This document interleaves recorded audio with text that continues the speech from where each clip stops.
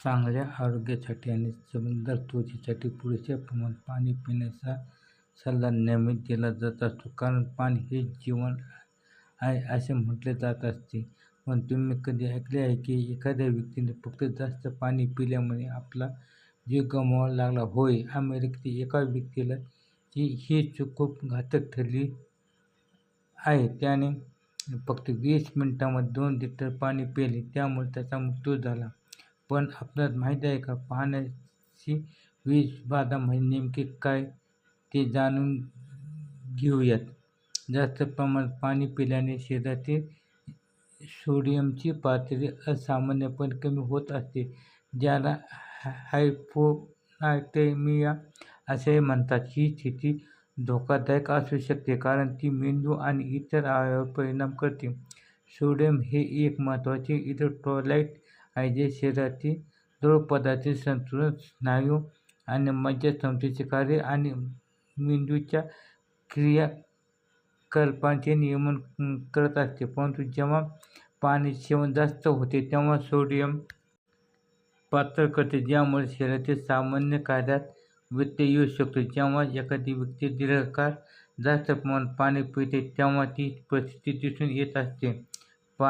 पाण्याच्या विषबाधेची लक्षणे पाहूयात. पाण्याच्या विषबाधेची लक्षणे ही सौम्य ते गंभीर असू शकतात. ही लक्षणे सोडियमच्या पातळीत घट आणि मेंदूमध्ये सूज यामुळे उद्भवत असतात.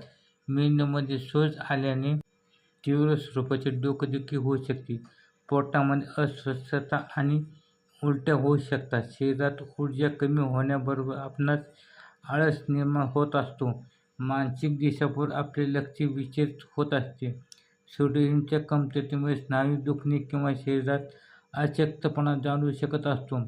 गंभीर प्रकरणांमध्ये मेंदूमध्ये सूज आल्यामुळे झटके येऊ शकतात. अत्यंत गंभीर प्रकरणांमध्ये एखादी व्यक्ती बेशुद्ध सुद्धा होऊ शकत असते. जास्त प्रमाणात पाणी पिल्यामुळे आपल्या शरीरामध्ये मेंदूमध्ये पाणी साचल्यामुळे मेंदूवर सूज येऊ शकते. ती कधीकधी प्राणघातक ठरू शकते. मेंदूवर दबाव आल्यामुळे मृत्यू देखील होऊ शकतो. शरीरातील सोडियमच्या पातळीमुळे हृदयाच्या लयीवर परिणाम करू शकते. जास्त प्रमाणात पाणी पिल्यामुळे मूत्रपिंड अतिरिक्त पाणी बाहेर काढू शकते, ज्यामुळे मूत्रपिंडावर अतिरिक्त दबाव पडत असतो. गंभीर स्थितीमध्ये फुफ्फुसात द्रव साठू शकतो, ज्यामुळे श्वास घेण्यास त्रास होऊ शकतो. आपण खूप कमी वेळेमध्ये जास्त पाणी पिणे टाळले पाहिजे.